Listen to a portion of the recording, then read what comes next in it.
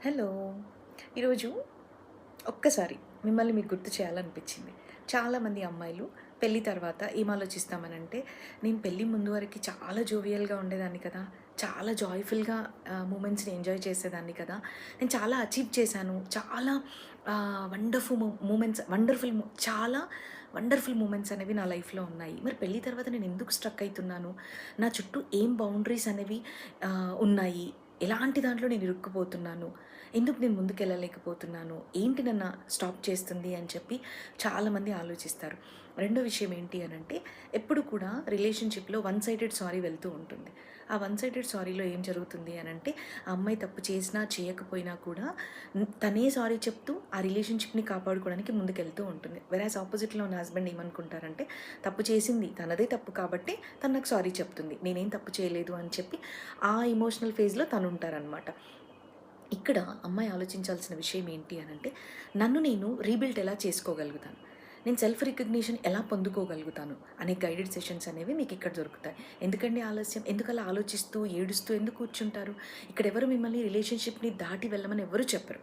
ఎస్పెషల్‌గా నా దగ్గరుండే సెషన్స్ ఎలా ఉంటాయనంటే, మిమ్మల్ని మీరు మీ స్కిల్ ఏంటి అని చెప్పి గుర్తు చేసి, ఆ తర్వాత మీరు ముందుకెలా వెళ్ళాలి. ఇక్కడొక మాట ఏంటి అనంటే, నా వీడియోస్ చూసి చాలా హ్యాపీ ఫేసెస్‌తో ఆ వీడియో చూస్తున్న ఒక క్లిప్పింగ్ నాకు పంపించారండి.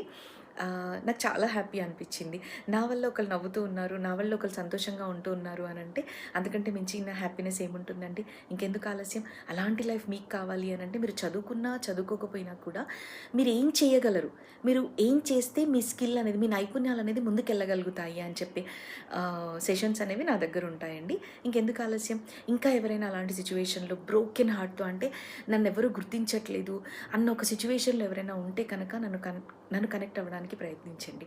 సో, ఇక్కడ ఇంకొక మాట ఏంటి అనంటే, మీరు అలాంటి ఫ్రూట్‌ఫుల్ లైఫ్‌ని లీడ్ చేస్తే గనక మీ చుట్టూ ఉన్న వాళ్ళని కూడా మీరు మార్చుకోగలుగుతారు. అండ్ ఇక్కడ ఒక చిన్న టిప్ ఏంటి అనంటే, మీరు బ్రోకెన్ సిట్యుయేషన్‌లో అంటే మీకు హెల్ప్‌లెస్ ఎవ్వరి సహాయం లేని సిట్యుయేషన్‌లో మీరున్నప్పుడు, మీరు మీలాగా సఫర్ అయ్యే వాళ్ళ క్షేమం కోరుకుంటే గనక చాలా బ్లెస్డ్‌గా మీ లైఫ్ అనేది ఉంటుంది. 100% మీకు రెట్టింపొస్తుందండి. సో, మీరు పూజ చేసినా, ప్రేయర్ చేసినా, నమాజ్ చేసినా కూడా నాలాగా ఎవరైనా అలా ఉన్నారు అనంటే వాళ్ళకొక హెల్ప్ కావాలి అని చెప్పి మనస్ఫూర్తిగా మీరు కోరుకుంటే గనక మీ లైఫ్ బాగుంటుందండి. పాటించి చూడండి.